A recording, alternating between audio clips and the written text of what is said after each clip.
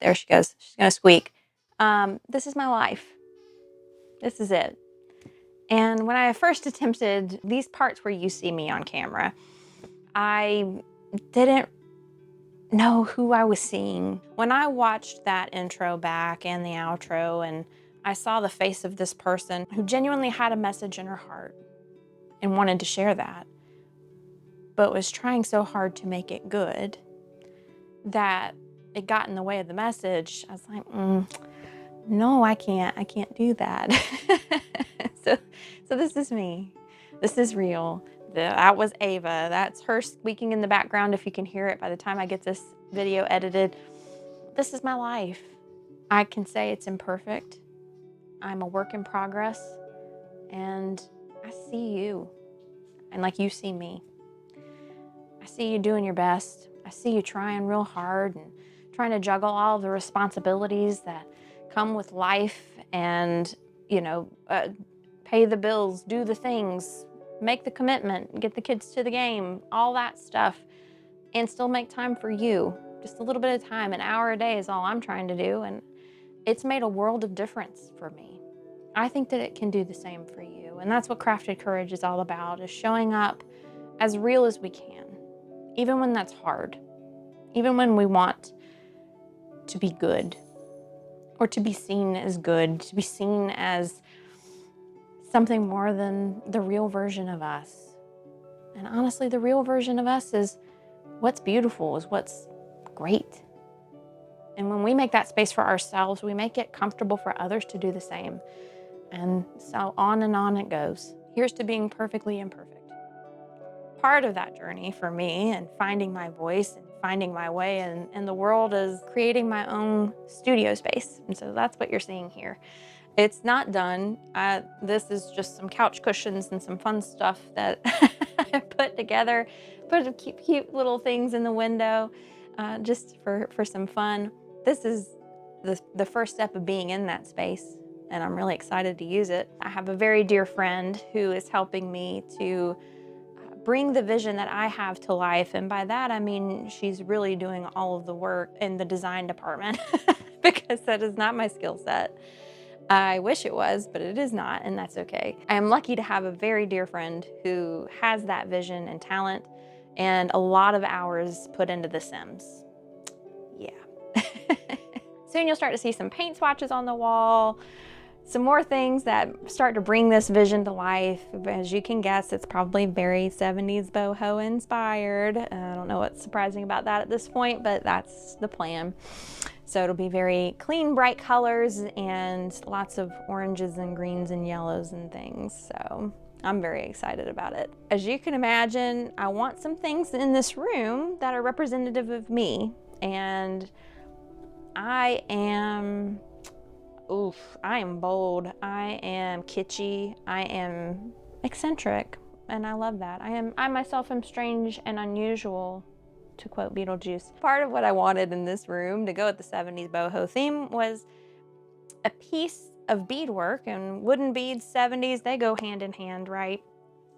So it felt like this was the right project to do in this Bead Different series, was to create the bigger beaded tapestry, not making many beaded curtains. Got it. To get started, what you're gonna need is a bead of choice. I chose wooden beads personally because that's the aesthetic that I wanted to go for, but you could use acrylic or plastic beads.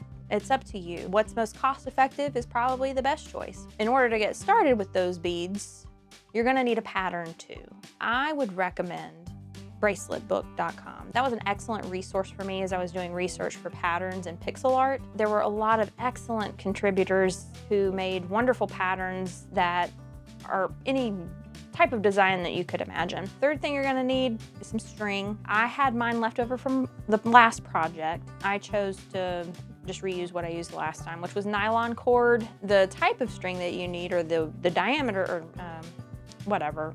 These are not words that I know, but the width of the string, I guess that's what I'm trying to get at, is dependent on the inner diameter of the bead. So that's something to consider. Next thing that you need is either a dowel, which is what I chose to do just because of aesthetic purposes, and also it was something we had on hand and it was free, or using one of those ticket rails is what they're called. You can see them in restaurants where you can slide a receipt under there and it'll hold it. That is another method I have seen of creating beaded tapestries, if you will, where you use one bead, that's kind of like your starter bead, you'll never see it, and then that holds everything in place. So, a little extra bead work there, but it's depending on the style that you want. You can easily mount it on your wall. It sticks to, you know, it has like sticky stuff on the back of it, like command strips, and gets hooked up on your wall that way. Lastly, to secure it all in place, I used pinch beads. Now, I'll talk about this as we get into the actual craft of it, but because the inner diameter of my wooden bead was a little bit bigger than what I thought the pinch bead could hold, I did use another bead at the bottom of my string that could kind of fill that gap. I would encourage thinking about what the inner diameter of your beads looks like and if a pinch bead can secure it, and if maybe you need to put another bead in there. And to go along with the pinch beads, you'll need some pliers. So I just used some that we had on hand. Very easy to do to secure the pinch bead. You just need something strong enough in order to pinch it. Okay, so that's the materials list. Easy peasy, right? I would say that there is a little bit of prep work that I would recommend before making purchases and getting started. I would recommend taking that pattern, dumping it into some sort of tool that you're able to count up the colors and variety of beads that you might need in order to adequately do your shopping. Depending on how beads are packaged, you may need to buy an extra package of them, which kind of stinks, but you'd rather have more than not enough. It's nice to be able to complete the project in one go versus like having to stop and wait for shipping or a trip to the store in order to get more beads. I think that's it. I think that's everything. Let's just dive right in. Let's jump right in and roll some beautiful bead footage, because I don't know how many more times I'm gonna get to say that. Let's roll that beautiful bead footage and see how these 4 hours of my crafting project went. Hour 1, I've got my beads, I've got my string, I've got my handy dandy little sorter thing that's really for dips and chips and stuff that I'm using for beads. And you know what? I've got a plan. And you know how it goes with plans, right? Well, pretty early on, I had to make some changes. I had to pivot, and I didn't have the right sized dowel for this project. I went searching through my macrame stuff that I had on hand and just happened to have some wooden dowels that were way too small, so that didn't work. And instead of spending more money on the project, I chose to just use wood that we had on hand. So that's why I'm ending up with this sort of rectangular piece of trim. I don't know, I'm not Libs the Builder, I just work here, okay? Well, anyway, I'm happy with how it turned out, and as I mentioned, I am no Libs the Builder, so hopefully all of my measurements down the line are correct. But early on, that did prove to be a bit of a challenge and not my strong suit. I thought the wooden bead's inner diameter might be too big for the pinch beads that I bought, so I bought a smaller glass bead to secure it in place before using the pinch bead. Well, the inner diameter of the beads I bought were too small to fit the string, so I had to change it up real quick. And I promise I read it. I read the description. I thought I did the math, but you know what? Here we are. And luckily I had some simple black beads from the last round of bead projects that came in clutch. It still holds the original vision of the piece, so I'm happy. I chose specifically to work with wooden beads as a personal preference, but that comes with some challenges. They're not all drilled the same. Some of them are scuffed up. Some of them don't have the same vibrancy as others. You kind of have to pick through them. Also, there's debris on the inside sometimes, so that can make, stringing them a little bit of a challenge, but for the most part, it was pretty easy, and a little care goes a long way. I think the real challenge was the mental game of doing a significantly larger piece. There is a lot more counting, and if you've ever done any fiber work, then you'll hear fiber artists joke about how the craft shows you don't know how to count. I would argue that this was the same. As I got a few strings in, I thought the fringe didn't line up, and honestly, I wasn't counting very much because I thought counting each color was enough. It turned out to be the tension of the string making the beads not exactly line up, but that sent me into a counting frenzy. Then I realized just how big this project was and how the camera couldn't show all of the work I was doing, and then I got in my own head about it. Who knew beads could make you question your life? I mean, I didn't. But I had to remind myself that this is a journey, and a long one at that. Mistakes will happen, but they can be fixed.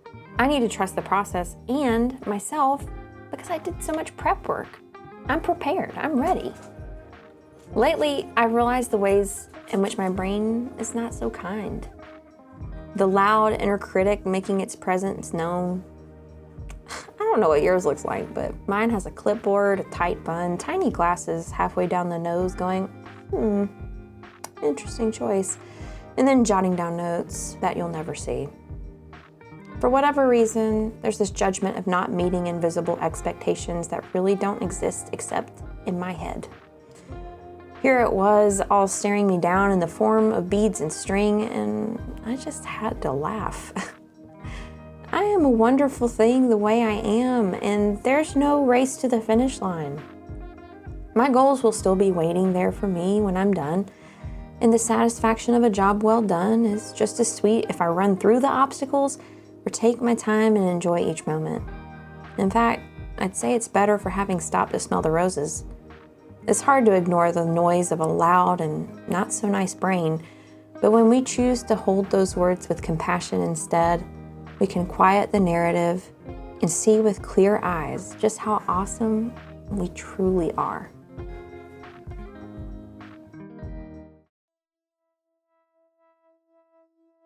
This valiant attempt at facing the day and this craft went much better than the first hour.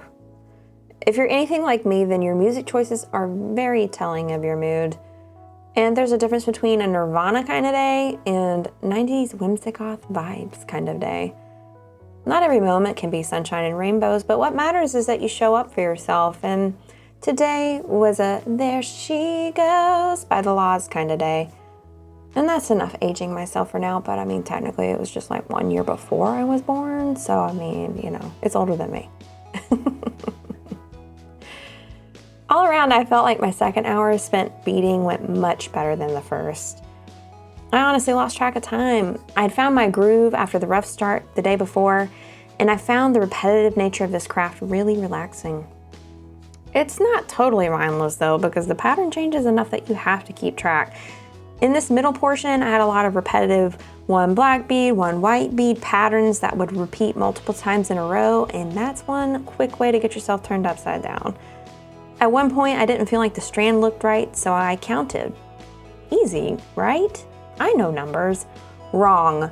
I was off by 1. Then I looked at the pattern and total number of beads and went to another dimension of bead calculation, and turns out I just forgot to count the small bead that secures everything in place at the end. Yeah, you get it. Aside from questioning what numbers even are, I found the rhythm of stringing the beads to be very soothing. It's repetitive, it's simple. The act itself is small and unassuming, but the bigger picture is revealed one by one. It's a great reminder that routine, small steps, and consistency are what get us to our larger goals. That doesn't always look glamorous, but it doesn't need to. When you're standing on the top of your personal mountain, breathing in the fresh air of satisfaction, you'll be able to see all the little steps that brought you there. Now that's the kind of hiking I can enjoy. I'll meet you at the top, my friends.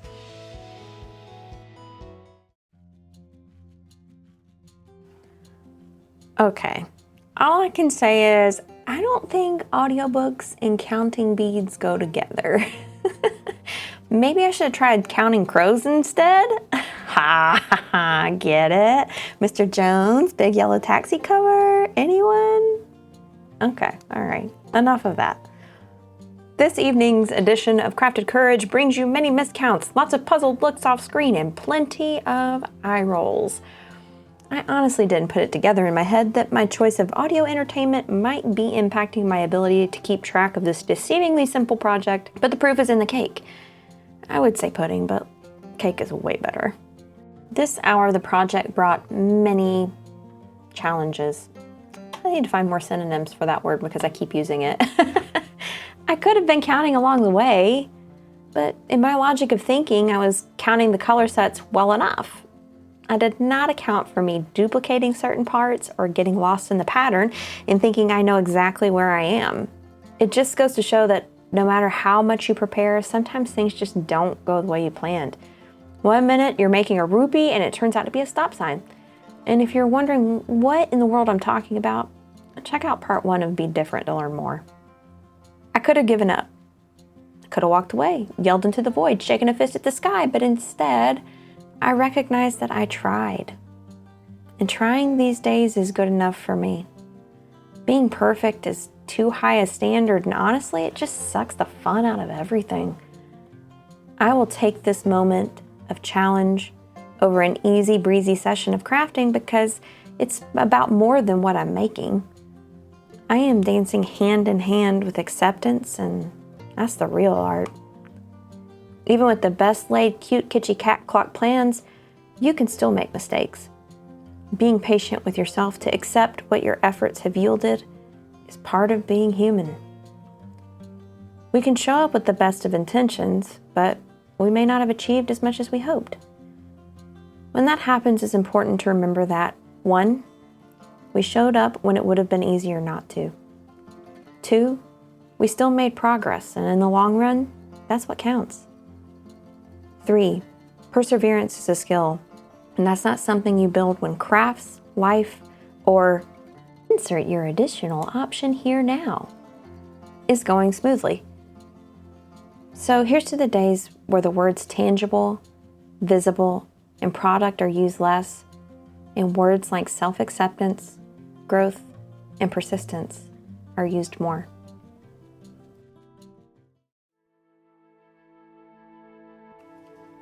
Usually after wrapping up my hour of craft time, I have many words to share. You've hung in there long enough to know that I usually have no trouble sharing the many swirling thoughts that are bouncing around in my noggin. But tonight, there wasn't any epiphany, a great finding or award waiting for me.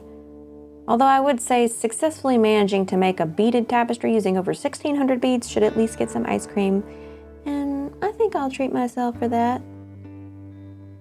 Instead, there was the gentle satisfaction of a job well done, and a bittersweet goodbye to the project I had so lovingly crafted.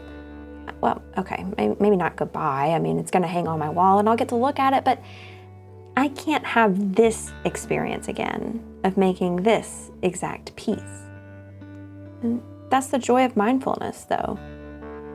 To be fully present in the moment that you're in and not the one before or the one to come next. Each night, I genuinely look forward to sitting down and slowly, carefully putting beads on a string, knowing that all would be revealed in due time.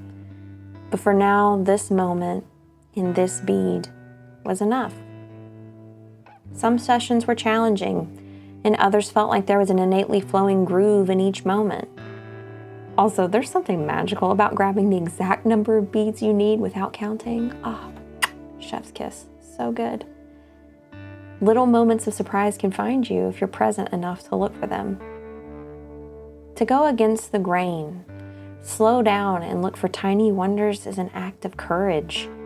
Life moves fast enough on its own, and when you consider all the noise, notifications, beeps and bloops that interrupt our focus, it makes you ponder where the day even went. We may not be able to make the clock stop, but engaging our creativity is one way that we can create a breath of fresh air for ourselves in the busyness of it all.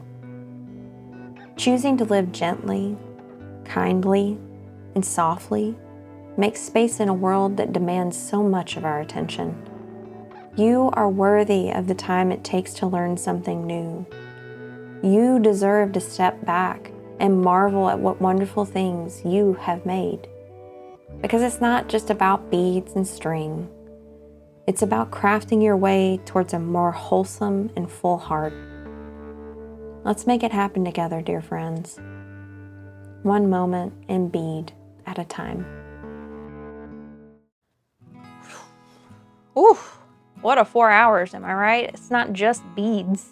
It's self-development, it's growth, it's challenge, it's overcoming the challenge, it's seeing the light, it's all of these things, and who knew? Who knew? It's just beads, right? That's what I thought anyway. I learned a lot about beads and myself throughout this project, and I hope that if you attempt this project that you do too. I'd love to hear your comments and share them down below. Please tell me if you try this craft or have worked with beads in some other form or fashion. I'd love to hear your experience. Let me know. So, high level, what did I think? I want to talk about cost, because this is a pretty costly project, to be honest with you. The black bead was the most used throughout this project, and I think it was like over 700 of the 1,600 beads, the other two being sort of equal-ish in the remainder, the split between green and white. But where that comes into play is the increments of beads and how they're packed. So for like black and white beads, I think they came in increments of 300, and the greens came in increments of 200, and that was the best I could find. And I did a lot of shopping around because I knew that was gonna be where the most of the money was spent. Definitely not the cheapest part of this project. It just is not. I got lucky and found some beads on sale, but you know, depending on when you do this, or I don't know if you have an eye on the bead market, you know, you may not be able to get that lucky. I did find some savings and deals, but I mean, I think it's more of an expensive project. I think just by nature, which is why I wanted to limit my color palette. I only had 3 colors when I went into this project. That's part of the reason. I also didn't want to do too big of a piece because, well, the bigger the grid, the more beads you need. The beads ranged in price from $6.79-ish a pack for the 300 packed beads for black and white, and about, I think, $9.99 for the green ones that were packaged in increments of 200. It ended up stacking up a bit, and that's definitely the bulk of this project, because the only other thing I spent money on was pinch beads this time. And I bought a variety pack so that I would be covered. Really, we all know my struggles with guesstimating distances, lengths, widths of stuff. I wanted to cover my bases. So I bought a variety pack, but that was only $8. So the grand total of money that I spent this time was $56. Ugh, yeah, so do the math there, like about 48 bucks spent in beads alone. So if you have to add a ticket rail or dowel to your expenses, string to your expenses, pliers maybe even, you know, you see how that can start to stack up. So that may be a part of your considerations. I luckily didn't have to buy that stuff again because I purchased it in the part 1 of the Bead Different series.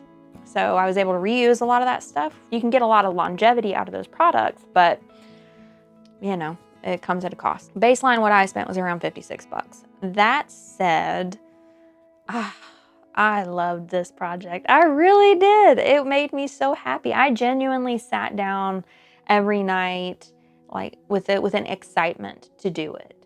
And I can't say that with every craft that I've done, you know, but certainly this one spoke to me, and I found it to be very relaxing. Like I could just put some beads on a string, and that was enough, as you've heard me discuss in the 4 hours that I worked on this project. I really would love to do this again, but cost is clearly a consideration for me. It would have to be something that, one, I feel like the pattern would really lend itself to, and would be something I think could be represented well in this sort of pixel art-ish sort of style, right? But also, I just really have to want to do it because it is time consuming, it is tedious. That's not the part that bothers me in any way. I really enjoyed that element of it. I love the repetitive, relaxing nature of those sorts of things. Like crocheting is another craft that I enjoy.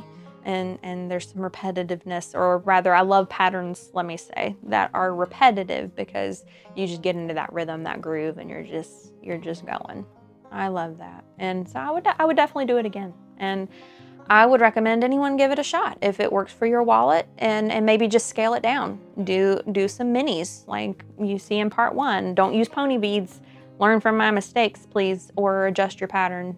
It's always so hard for me to say goodbye and wrap these videos up. I never really know what to say. Like, how do you sum up all of that into just a few words? It's so challenging and darn near impossible, if we're being honest. But I hope that your voice, my voice, all of our voices ring louder and truer to ourselves, having gone through the experience of crafting with our own hands.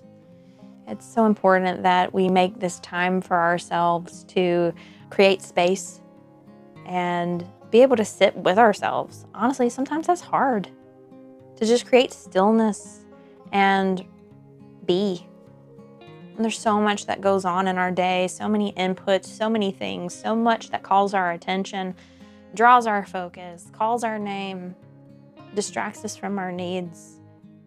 It's so important that we set aside some quiet, find the stillness. And it's so funny that as I say that, my dog barks. Life goes on. Life goes on, friends. It's true. But here's to being perfectly imperfect. I know I've said it plenty, but it's so important that we hear that we reiterate it to ourselves, that we continue to remind ourselves that it's okay to be just as we are. And so I'm going to leave you with this poetic ponderance. I like to do that, especially on these bigger videos where I have more time to think about it and really consider my entire experience through the form of poetry and spoken word. And I will leave that at the end of this video, so stick around if you wish to hear it. But if this is goodbye, I hope it's not for long, and that I'll see you again in very short order. All right, friends. Until next time, be a light. Take care of yourself. And when curiosity comes knocking, I hope you'll answer the door. Gentle hands hold the pieces of a vision yet realized, bead by bead, one by one. The connecting thread of resiliency holds each in place. Some beads find their way without much effort, each glimmering beauty falling easily in line. Some only get there through determination, a tiny bauble shouldering the hidden weight of challenge. It is a continual practice of repetition in the face of uncertainty. When fingers begin to curl and clench, may compassion unwind the tension. A dream is not built through unyielding force, but through small, repeatable action. Bead by bead, one by one. Patience over perfection.